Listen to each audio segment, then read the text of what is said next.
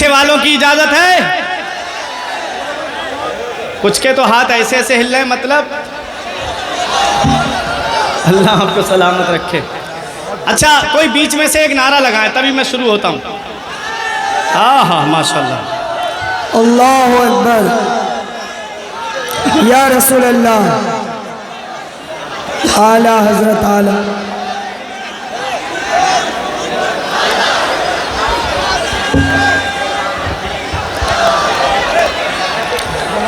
حضرات اب درود پاک پڑھیے، اللہم صلی علی سیدنا و مولانا محمد و بارک وسلم، صلاۃ و سلام علیک یا رسول اللہ صلی اللہ علیہ وسلم۔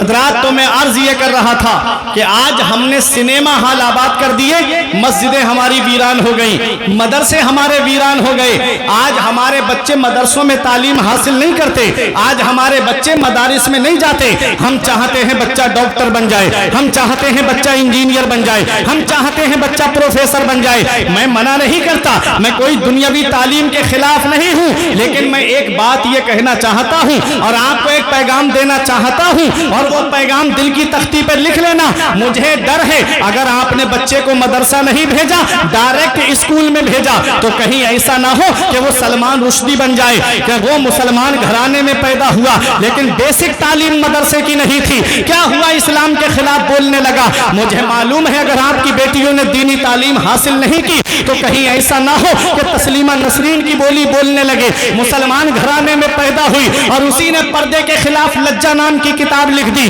پتہ چلا کہ اگر بیسک تعلیم مدرسے کی نہیں ہے، اگر بیسک تعلیم آپ کے مدرسے کی نہیں ہے، قرآن و حدیث کی تعلیم آپ نے بچے کو نہیں سکھائی، تو کہیں ایسا نہ ہو کہ کڈنیاں بیچنے والا ڈاکٹر بنے، کہیں ایسا نہ ہو کہ موربی جیسے پل پاس کرنے والا انجینئر بنے۔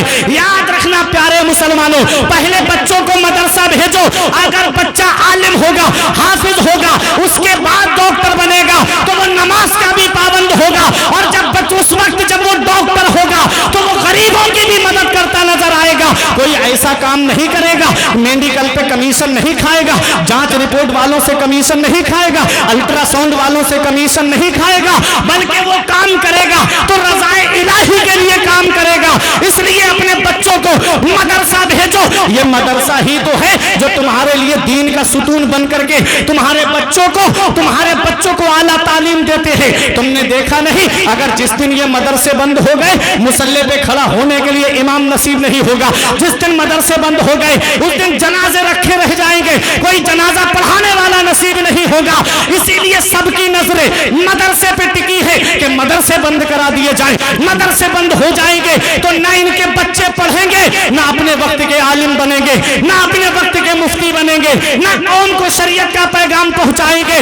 اس لیے اے میرے پیارے مسلمانوں، یہ مدرسہ ہے اور ایک پیغام دے رہا ہوں، ارے اس مدرسے کو حقارت کی نگاہ سے مت دیکھو، ارے اس مدرسے نے وہ دیا ہے، جب اس دیش کو آزاد کرانے کی بات آئی تو انگریزوں کے خلاف سب سے پہلے جس نے جہاد کا فتویٰ دیا تھا وہ کوئی کالج کا پڑھا ہوا نہیں بلکہ مدرسے کے پڑھے ہوئے علامہ فضل حق خیرآبادی۔ سبحان اللہ، سبحان اللہ، زندہ باد، زندہ باد، سبحان اللہ، سبحان اللہ، یا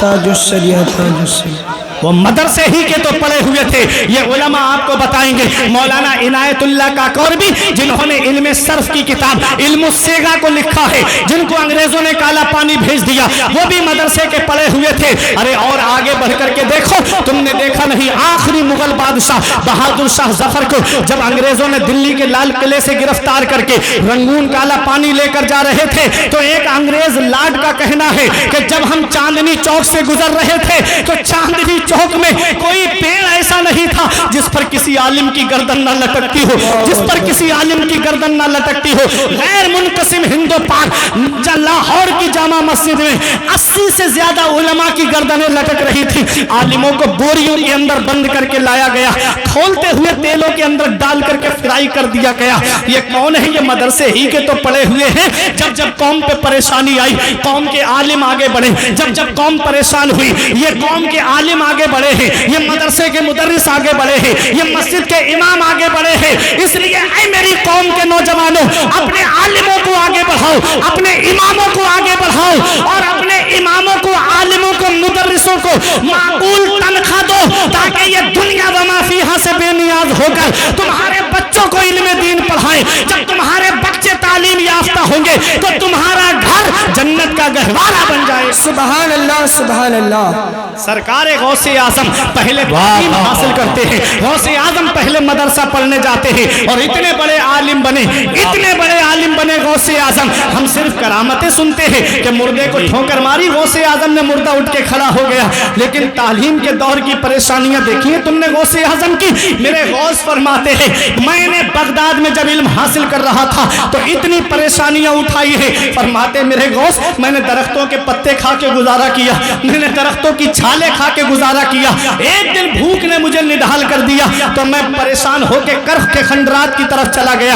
میں نے سوچا کوئی مباح چیز مل جائے تو اٹھا کر کے کھا لوں. کہتے ہیں میں جب وہاں پہنچا تو 40 فقیر اور بھوک بھوک چلا رہے تھے. میرے غوث فرماتے میں واپس آ گیا اور میں نماز میں مشغول ہو گیا جامع مسجد میں. کہتے ہیں میں نماز سے فارغ ہوا, میرے سامنے ایک مسافر کھانا کھانے کے لیے بیٹھا. جیسے ہی وہ بیٹھا میرے دل میں یہ شوق پیدا ہوا لاؤ یہ مجھے بھی کھانے میں شریک کر لیتا. کہتے ہیں میرے غوث اس مسافر نے کہا بیٹا آؤ کھانا کھا لو. جب میں کھانا کھانے کے لیے بیٹھا میرے غوث فرماتے ہیں اس نے مجھ سے کہا بیٹا کہاں پڑھتے ہو؟ میں نے کہا مدرسہ نظامیہ میں پڑھتا ہوں. کہا مدرسہ نظامیہ میں قصبہ جیلان کے محلہ نیب گھرانے کا ایک بیٹا بھی پڑھتا ہے جس کا نام عبد القادر ہے. میرے غوث فرماتے ہیں اس سے تمہیں کیا کام ہے؟ کہا کہ بیٹا میں ان کے محلے کا رہنے والا ہوں. اے بیٹا میں ان کے محلے کا رہنے والا ہوں. ان کی ماں نے مجھے تھوڑا سونا دے کے کہا تھا میرا بیٹا علم حاصل کر رہا ہے, میرا بیٹا تعلیم حاصل کر رہا ہے بغداد میں, میرے بیٹے کو یہ سونا دے دینا. کئی دن سے میں اسے تلاش کر رہا ہوں لیکن وہ مجھے نہیں ملا. آج ان کا سونا بیچ کے یہ کھانا خرید کے لایا ہوں. یہ غوث اعظم ہے. اس نے کہا بیٹا تمہارا نام کیا ہے؟ فرمایا جس عبد القادر کو تم ڈھونڈ رہے ہو وہ عبد القادر میں ہی تو ہوں. اس نے ہاتھ جوڑ کے کہا حضور مجھے معاف کر دینا میں نے تمہارا سونا بیچ دیا ہے. فرمایا کوئی بات نہیں, یہ غوث اعظم ہے. غوث اعظم کھانا آپ نے سونا پاس میں نہیں رکھا, اسے فروخت کر کے کھانا خرید کر کے وہ جو 40 فقیر بھوک بھوک چلا رہے تھے ان فقیروں پہ لے جا کر کے آپ نے خرچ کر دیا. یہ غوث اعظم ہے.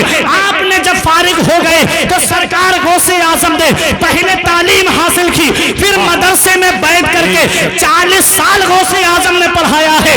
40 سال پڑھایا غوث اعظم نے. اب علماء کی دعائیں ہر سال آپ کے مدرسے سے 3000 طالب علم عالم فاضل مفتی بن کے نکلتے تھے. سرکار غوث اعظم اس ذات کا نام ہے جس نے 40 سال میں 1,30,000 عالم اس قوم کو عطا فرمائے ہیں. نعرہ تکبیر, نعرہ رسالت, فیضان غوث اعظم, مسلک اعلی حضرت, اصلاح معاشرہ کانفرنس, انجمن برکات رضا کمیٹی.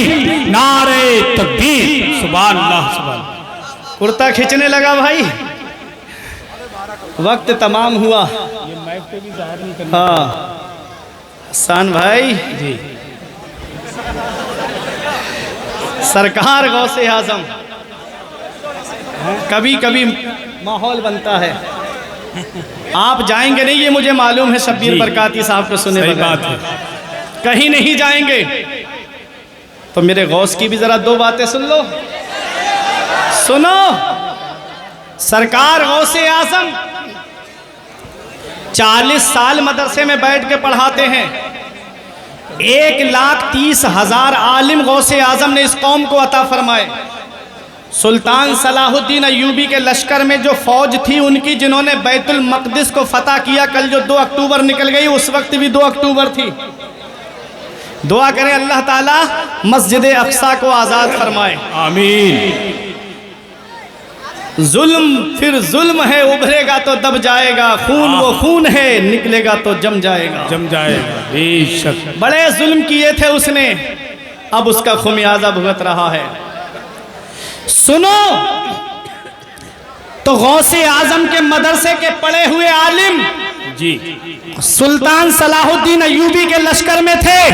سلطان صلاح الدین ایوبی پوری زندگی جنگ لڑتے رہے, پوری زندگی تلوار چلاتے رہے. موت آئی تو بستر پہ آئی. کسی نے کہا او صلاح الدین ایوبی پوری زندگی میدان جنگ میں رہے, جسم پر کوئی جگہ ایسی نہیں جہاں تیر تلوار اور نیزے کا زخم کا نشان موجود نہ ہو. موت بستر پہ کیوں آئی؟ تو صلاح الدین ایوبی کہتے کہتے ہیں ارے کوئی تلوار ایسی دنیا میں بنی ہی نہیں ہے جو صلاح الدین کی گردن کو کاٹ دے. کہا کس بنا پہ کہتے ہو؟ کہا جب بچپن میں میرے والد نجم الدین ایوب مجھے لے کر کے غوث اعظم کی بارگاہ میں گئے, کہا میرے بیٹے کے لیے دعا کر دو, تو غوث اعظم نے میری گردن پہ ہاتھ رکھ کے کہا تھا کہ یہ بچہ فاتح اسلام ہے, یہ بچہ مجاہد اسلام ہے, مسلمانوں کا قبلہ اول بیت المقدس کو فتح کرائے گا. صلاح الدین ایوبی کہتے ہیں ارے جس کی گردن پر غوث اعظم کا ہاتھ رکھا ہوا ہو کوئی تلوار اس گردن کو کاٹ ہی نہیں سکتی. نعرہ تکبیر, نعرہ رسالت, فیضان غوث اعظم, مسلک اعلی حضرت انجمن برکات رضا کمیٹی حضرت علامہ فرقان منظری صاحب قبلہ. واہ واہ واہ, کیا دبے جس پہ حمایت کا ہو پنجہ تیرا, کیا دبے جس پہ حمایت کا ہو پنجہ تیرا, شیر کو خطرے میں لاتا نہیں کتا تیرا. وہ ہے سرکار غوث اعظم, وہ ہے سرکار غوث اعظم. یاد رکھو پیارے مسلمانوں, آپ نے مدرسے میں بیٹھ کے تدریس کا منصب سنبھالا, کتابیں لکھ کر کے اسلام کی خدمت کی, تقریر کے ذریعے غوث اعظم نے اسلام کی خدمت کی. پھر وہ مقام ملا غوث اعظم کو, وہ عظمت ملی غوث اعظم کو, وہ شان ملی غوث اعظم کو کہ ہر ولی کی گردن پر غوث اعظم کا قدم ہے. وہ مرتبہ ملا غوث اعظم کو, وہ شان ملی کہ اعلیٰ حضرت پکار کے کہتے ہیں قادری بودن رضارہ باغ جنت مفت داد, احمد رضا قادری ہو جاؤ باغ جنت مفت ملے گی, باغ جنت مفت ملے گی. میرا امام فرماتا ہے قادری کر قادری رکھ, قادریوں میں اٹھا قدری عبد القادر قدرت الما کے واسطے. پتا چلا میرا امام کوئی بات بغیر دلیل کے نہیں کہتا, میرا امام کوئی بھی بات بغیر دلیل کے نہیں کہتا ہے. میرا امام جانتا ہے کہ جہاں قادریت ہوگی وہاں شراب نہیں ہوگی, جہاں قادریت ہوگی وہاں جوا نہیں ہوگا, جہاں قادریت ہوگی وہاں عیاشی نہیں ہوگی, جہاں قادریت ہوگی وہاں پڑوسیوں کو ستانا نہیں ہوگا, جہاں قادریت ہوگی وہاں کسی پہ ظلم کرنا نہیں ہوگا. یہی بات کہہ کے بیٹھنے جا رہا ہوں. آپ کی محبت کا امتحان ہے سرولی والوں. اعلیٰ حضرت کہتے ہیں قادری بودن رضارہ باغ جنت مفت داد, احمد رضا قادری ہو جاؤ باغ جنت مفت ملے گی. یہ کہہ کے اعلیٰ حضرت چلے گئے, اور کہاں چلے گئے؟ اعلیٰ حضرت یہ کہہ کے جنت چلے گئے اور دنیا کے وہابیوں کو ایک پیغام دے گئے کہ تیری دوزخ سے تو کچھ چھینا نہیں, تیری دوزخ سے تو کچھ چھینا نہیں, خلد میں پہنچا رضا پھر تجھ کو. ہائے ہائے ہائے ہائے ہائے ہائے ہائے, ارے بھائی خلد میں پہنچا, ارے مرشد کا شعر رہ گیا یار, خلد میں پہنچا رضا پھر تجھ کو کیا. یہ کہہ کے اعلیٰ حضرت چلے گئے احمد رضا قادری ہو جاؤ باغ جنت مفت ملے گی, قادری بودن رضارہ باغ جنت مفت داد, احمد رضا قادری ہو جاؤ باغ جنت مفت ملے گی. اب علماء کی دعائیں, اب علماء کا سپورٹ. اعلیٰ حضرت نے کہا کہ احمد رضا قادری ہو جاؤ باغ جنت مفت ملے گی.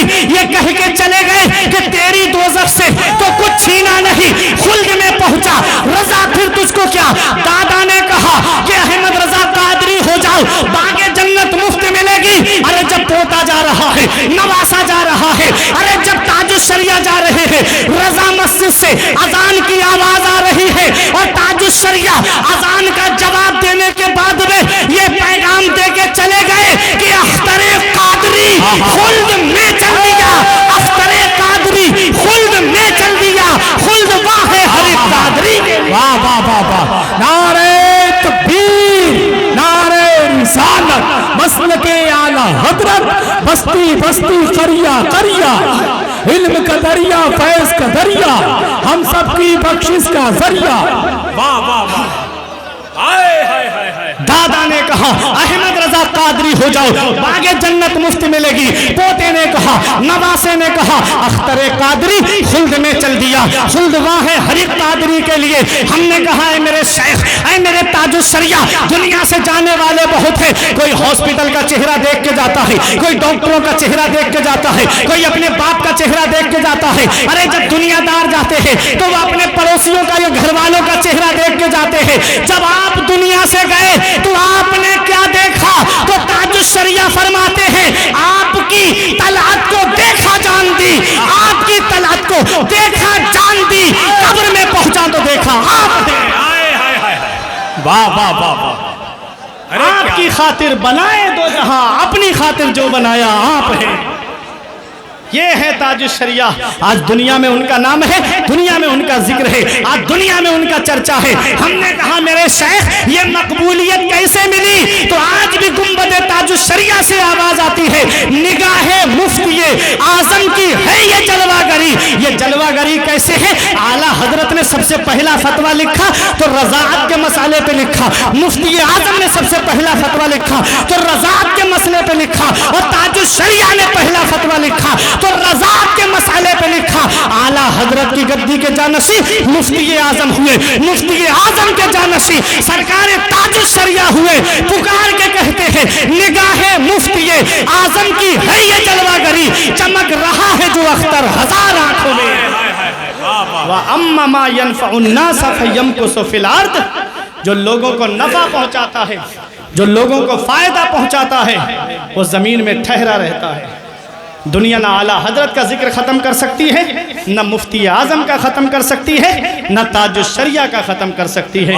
میں دعا کرتا ہوں پروردگار عالم کی بارگاہ میں میرے کچھ عرض کرنے میں سبقت لسانی یا بتقاضۂ بشریت کوئی غلطی ہوئی ہو تو مولا مجھے معاف فرمائے۔